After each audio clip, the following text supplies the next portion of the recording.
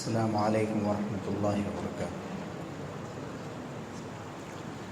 الحمدللہ آج تراویح میں 9ویں پارے کی تلاوت کی گئی، جس میں بڑا حصہ سورہ اعراف کا ہے اور ایک مختصر حصہ سورہ انفال کا بھی ہے۔ 9ویں پارے کے آغاز میں جو قصہ حضرت شعیب علیہ السلام کی قوم کا اصحاب مدین کا شروع ہوا تھا وہ جاری ہے، اور ابتدا میں ہی یہ بتایا جا رہا ہے کہ ان کی قوم کے جو بڑے بڑے لوگ تھے، منتخب لوگ، انہوں نے یہ مطالبہ کیا کہ اے شعیب، تم ہماری ملت میں، ہماری قوم میں، ہمارے طریقے پر واپس آ جاؤ، ورنہ ہم تمہیں اپنی بستی سے نکال دیں گے۔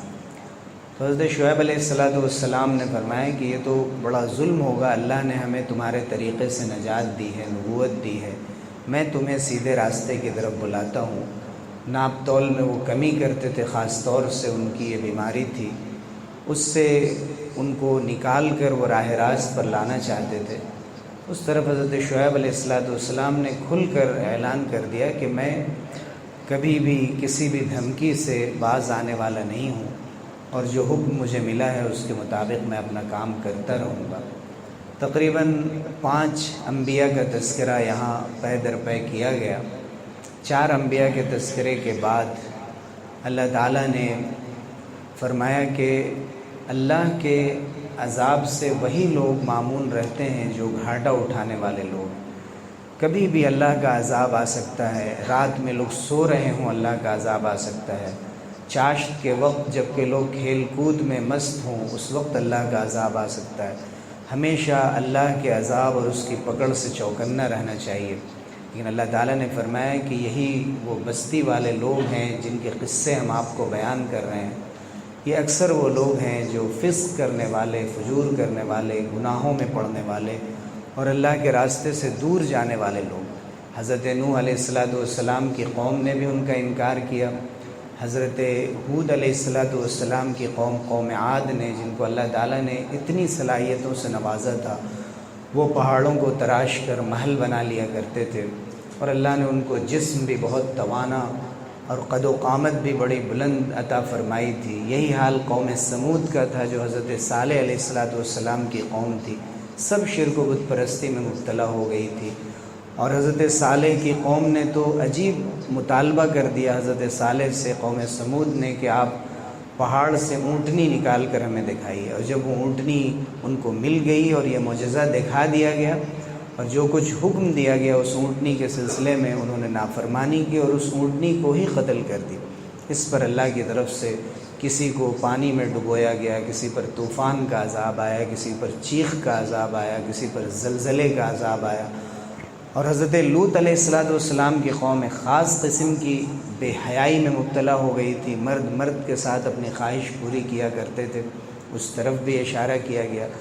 اور حضرت شعیب علیہ السلام کی قوم ناپ تول میں کمی کرتی تھی۔ ان ساری قوموں کو اللہ تعالیٰ نے تباہ فرما کر اور یہ بتایا کہ یہ وہ لوگ تھے جو اللہ کی نافرمانی کیا کرتے تھے۔ ظاہر ہے کہ قرآن مجید قصے کہانی کی کتاب نہیں ہے، جو باتیں بھی بیان کی جاتی ہیں وہ عبرت کے لیے کی جاتی ہیں کہ آئندہ جو قومیں آئیں ان سے سبق لیں، اور خاص طور سے امت محمدیہ، امت مسلمہ جو آخری امت ہے، ہم سب کے لیے اس میں درس عبرت۔ پھر حضرت موسیٰ علیہ السلام کا پورا قصہ تفصیل سے بیان کیا گیا ہے یہاں پر۔ خاص طور سے حضرت موسیٰ علیہ السلام کا تذکرہ قرآن مجید میں اس لیے بھی بہت ہی تفصیل کے ساتھ اور اہتمام سے بیان کیا گیا کہ ان کی قوم کو غلامی کی حالت سے گزرنا پڑا تھا، اور حضرت موسیٰ علیہ السلام کے مخاطب میں فرعون تھا جو دعویٰ کرتا تھا کہ میں خدا ہوں، وہ رب ہونے کا دعویٰ کرتا تھا۔ تو حضرت موسیٰ علیہ السلام کے سامنے چیلنج بہت بڑا تھا۔ حضرت موسیٰ علیہ السلام نے اس چیلنج سے نمٹا۔ خاص طور سے اللہ تعالیٰ نے ان کو 2 اہم معجزے دیے۔ ان کو اللہ نے ایک لاٹھی دی، عصا دیا، اور ایک ید بیضا دیا کہ جب وہ اپنا ہاتھ اپنے بغل سے نکالتے تھے تو بالکل روشن ہو جاتا تھا، ایسا لگتا تھا آسمان و زمین کے درمیان ایک چمک پیدا ہو گئی۔ حضرت موسیٰ علیہ السلام نے جب اپنی لاٹھی ڈالی تو لوگوں نے کہا کہ یہ جادو ہے، اور جادوگروں کو جمع کیا گیا۔ جادوگروں نے جب اسے دیکھا تو کہا ہم یہ تو مقابلہ نہیں کر سکتے، یہ تو خاص اللہ کی طرف سے کہ یہ لاٹھی جب زمین پر ڈالتے ہیں تو یہ اژدہا بن جاتا ہے۔ فرعون خود ڈر کے مارے کانپ گیا، اور جو لوگ جادو سے واقف تھے وہ یہ سمجھ گئے کہ یہ جادو نہیں ہے، یہ اللہ کی طرف سے، اللہ کی قدرت سے یہ ہو رہا ہے۔ وہ ایمان لے آئے، جھک گئے، فرعون کی کوئی پرواہ نہیں کی، کھل کر کہہ دیا کہ ہم موسیٰ اور ہارون کے رب پر ایمان لاتے ہیں۔ پھر حضرت موسیٰ علیہ السلام نے فرعون اور فرعون کی قوم قبطیوں کو دعوت دی، ان کو بہت سمجھایا۔ جب وہ نہیں مانے تو اللہ تعالیٰ نے ان پر بھی سخت ترین عذاب مسلط کیا، طوفان بھی آیا، ان کے اوپر ان کے کھانوں میں خون چلا آتا تھا، اسی طرح مینڈک ان کے کھانوں میں اور ان کے منہ کے اندر سے، اور منہ کے اندر کود جاتا تھا مینڈک، ان کے غلوں کے اندر چھوٹی چھوٹی چیزیں جسے قمل اور چچڑیاں کہا گیا، یہ اس کے اندر پیدا ہو جاتے تھے، ٹڈیاں پیدا ہو جاتی تھیں ان کی پوری کھیتیوں میں۔ اللہ نے ان کو تباہ کر دیا، اور یہ بتایا کہ اللہ اپنے اس طرح کے انجام سے ڈراتا ہے کہ ہمیشہ ہوشیار رہا جائے اور سمجھا جائے کہ اللہ کی پکڑ میں دیر ہوتی ہے، لیکن جب پکڑ ہوتی ہے تو بہت سخت ہوتی ہے۔ پھر حضرت موسیٰ علیہ السلام نے بنی اسرائیل کو جب مصر سے نجات دے کر اور فلسطین کی طرف اپنا سفر شروع کیا، بیچ بیچ میں جو ان سے بت پرستی کی محبت ان کے دل میں پیدا ہو گئی تھی، ایسے بھی کئی واقعات کا ذکر آیا۔ پھر اللہ تعالیٰ نے حضرت موسیٰ علیہ السلام کو کوہ طور پر بلایا، اور 40 دن تک پھر اللہ رب العزت نے ان سے خاص وہاں پر اعتکاف کرایا گویا، اور اللہ رب العزت نے ان سے جب حضرت موسیٰ نے ہم کلامی کا مطالبہ کیا اور چاہا کہ اس ہم کلامی کے بعد اللہ تعالیٰ کو دیکھ لیں، لیکن اللہ کی تجلی جب کوہ طور پر ہوئی، فلما تجلی ربہ للجبل جعلہ دکا، تو وہ پہاڑ ریزہ ریزہ ہو گیا، اور حضرت موسیٰ علیہ السلام بے ہوش ہو گئے۔ جب ہوش میں آئے تو اللہ تعالیٰ سے انہوں نے ذکر کیا کہ اے ہمارے رب، میں توبہ کرتا ہوں اور ایمان اپنا مضبوط کرتا ہوں، آپ کی بارگاہ میں اس کی تجدید کرتا ہوں۔ پھر ان کو توریت عطا کی گئی، اس میں تفصیل سے احکام دیے گئے۔ انہوں نے اپنی قوم کے پاس جب پلٹ کر دیکھا تو یہاں لوگ بت پرستی میں اور خاص طور سے بچھڑے کی پوجا میں جو سامری نے ان کے لیے خاص طور سے گڑھا تھا، اس میں مبتلا ہو چکے تھے۔ حضرت ہارون کو حضرت موسیٰ علیہ السلام اپنا نائب بنا کر گئے تھے۔ حضرت موسیٰ کو بہت غصہ آیا، اور انہوں نے اس کا مطالبہ کیا کہ آپ نے کیسے میرے غائبانے میں قوم کو دیکھا؟ انہوں نے فرمایا کہ انہوں نے میری بات نہیں مانی، ماننے سے انکار کر دیا۔ دونوں نے مل کر اللہ رب العزت کی بارگاہ میں دعا کی، اور اس کے بعد حضور اکرم صلی اللہ علیہ وسلم کا تذکرہ کیا گیا کہ توریت اور انجیل میں حضور اکرم صلی اللہ علیہ وسلم کا ذکر آیا، ان کی صفات ذکر کی گئی، اور یہ بتایا گیا کہ حضور صلی اللہ علیہ وسلم کی بعثت اس لیے ہوئی ہے کہ پچھلی قوموں میں جو دشواریاں تھیں، ان کے اوپر جو بوجھ تھا، ان کے پیروں میں جو بیڑیاں تھیں، اور ان کو جو سخت احکام دیے گئے تھے، ان میں کمی کر دی جائے، دین کو آسان بنا دیا جائے، جس امت کے لیے دین کو آسان بنا کر پیش کیا گیا۔ پھر بنی اسرائیل کے خاص گروہ کا ذکر آیا، ان سے کہا گیا تھا کہ ہفتے کے دن، سنیچر کے دن تم صرف اللہ کی عبادت کرنا، شکار مت کرنا، اور کوئی کام مت کرنا۔ وہ اس دن شکار تو نہیں کرتے تھے، لیکن ہیلے بہانے سے مچھلیوں کو روک لیتے تھے تاکہ پھر اتوار کے دن اس کا شکار کر لیں۔ اللہ رب العزت اتنا ناراض ہوا اس بات سے کہ ان کو اللہ نے بندر بنا دیا، سخت ترین ان کو سزا دی۔ پھر اللہ تعالیٰ نے ذکر کیا ایسے لوگوں کا کہ جو ان کو برائیوں سے روکتے تھے۔ کچھ وہ لوگ تھے کہ جو برائی میں ساتھ ہو گئے تھے، کچھ وہ لوگ تھے جو بالکل خاموش تھے، جو خاموش تھے برائی کے اوپر، اللہ نے ان کا ذکر ہی نہیں کیا۔ مفسرین فرماتے ہیں سکت عن ذکر الساکت، اس لیے کبھی بھی برائی پر خاموش نہیں رہنا چاہیے، جہاں تک ممکن ہو حکمت کے ساتھ، دانائی کے ساتھ اس کو روکنے کی کوشش کرنی چاہیے۔ اللہ تعالیٰ نے بنی اسرائیل کا ذکر فرمایا کہ کیسے کوہ طور کو ان کے سروں کے اوپر لٹکا کر اللہ تعالیٰ نے معلق کر کے ان سے وعدہ لیا تھا کہ توریت پر تم عمل کرنا۔ ہمیشہ کہتے تھے اب مانیں گے، پھر نافرمانی کرتے تھے۔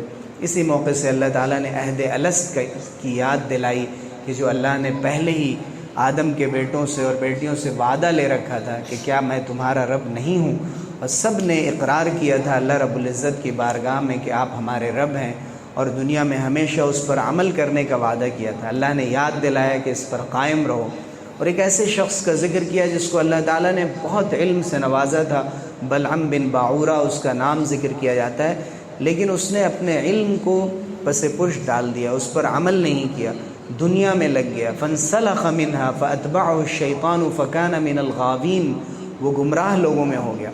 اللہ تعالیٰ نے کتے سے اس کی مثال دی کہ کتے کا حال یہ ہے کہ وہ ہانپتا رہتا ہے، اس پر آپ اگر کوئی چیز لاد دیں تب بھی، ہٹا دیں تب بھی، ہر حال میں۔ ایسے ہی فرمایا کہ دنیا کی طرف جو بالکل راغب ہو جاتا ہے اور دنیا کے مقابلے میں ہر چیز کو بھول جاتا ہے، وہ اس طرح سے مست ہو جاتا ہے کہ پھر اسے کچھ بھی یاد نہیں رہا۔ فرمایا گیا کہ جو علم ملا ہے تمہیں، جو اللہ کی طرف سے احکام ملے ہیں، ان پر عمل کرنے کی کوشش کرو، غافل مت ہو جاؤ۔ غافل کفر کرنے والے لوگ ہوتے ہیں، ان کے پاس دل ہوتے ہیں لیکن وہ سمجھتے نہیں، نگاہیں ہوتی ہیں لیکن دیکھتے نہیں، کان ہوتے ہیں لیکن سنتے نہیں۔ اولئک کالانعام بل ہم اضل، یہ لوگ چوپائے ہیں، جانور ہیں، اس سے بھی زیادہ گمراہ ہیں۔ حکم دیا گیا کہ اس سے بچا جائے۔ پھر اللہ تعالیٰ نے قرآن مجید کی عظمت کا ذکر فرمایا آخری سورہ میں، اور حضور اکرم صلی اللہ علیہ وسلم کی زبان سے یہ کہلوایا کہ میں کسی چیز کا تمہارے لیے مالک نہیں ہوں، غیب کا علم بھی مجھے نہیں دیا گیا ہے، جو بھی اللہ کی طرف سے دیا گیا سب سے زیادہ حضور صلی اللہ علیہ وسلم کو غیب کا علم دیا گیا، لیکن ذاتی طور پہ اللہ کی طرح، رب کی طرح حضور اکرم صلی اللہ علیہ وسلم ہر چیز سے واقف ہوں، اس کے بارے میں حضور اکرم صلی اللہ علیہ وسلم نے نفی فرمائی، سختی سے اس کی خود تردید فرمائی۔ پھر یہ سورہ اللہ کے نیک بندوں کے تذکرے پر ختم ہوتی ہے کہ وہ ہمیشہ اللہ کے سامنے سر بسجود ہوتے ہیں۔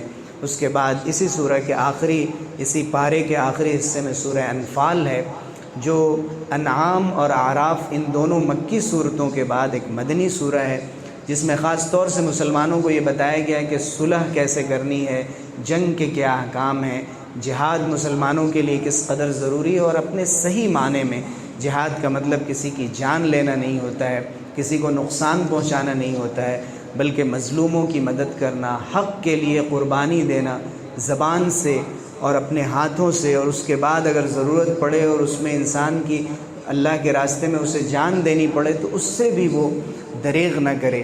اور یہی وجہ ہے کہ اسلام میں جتنی بھی جنگیں ہوئی ہیں، بدر سے لے کر آخری تک آپ دیکھیں گے تو 1018 سے زیادہ جانیں نہیں گئیں۔ اس کے مقابلے میں دنیا میں جو تباہ کن جنگیں ہوتی ہیں، آپ دیکھیں گے کہ کیسے انسانوں کو تباہ کیا جاتا ہے اور مہلک ہتھیار استعمال کیے جاتے ہیں۔ اسلام نے اس کے مقابلے میں امن کی دعوت دی، دنیا میں امن کو قائم کرنے کی ترغیب دی۔ یہاں مال غنیمت کا تذکرہ ہوا، بدر کے غزوے کے بعد مسلمانوں میں یہ سوال پیدا ہوا کہ جو غنیمت کا مال ملا ہے وہ کیسے تقسیم ہوگا؟ اللہ نے فرمایا کہ یہ اللہ اور اس کے رسول کا حصہ ہے، تم اس سے مت گھبراؤ، اللہ اور اس کے رسول حق اور انصاف کے مطابق اسے تقسیم کریں گے۔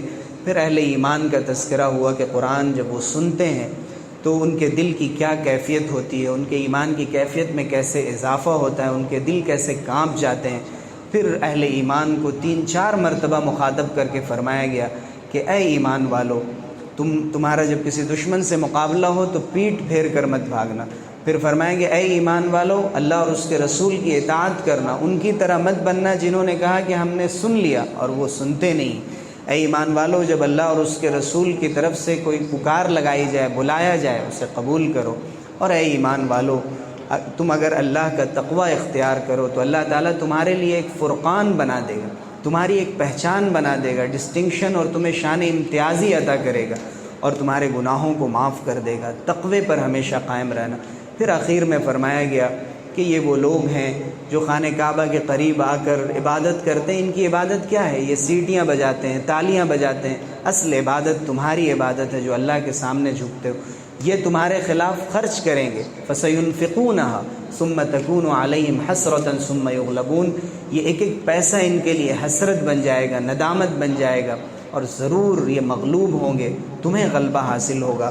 اللہ رب العزت ہم سب کو غلبہ عطا فرمائے۔ وَمَن نَّصْرُ إِلَّا مِنْ عِنْدِ اللَّهِ، مدد اللہ ہی کی طرف سے، اس کا یقین دلایا گیا، اللہ ہمیں اس کا یقین ہمارے دلوں میں پیدا فرمائے۔ آمین۔ وآخر دعوانا الحمد للہ رب العالمین۔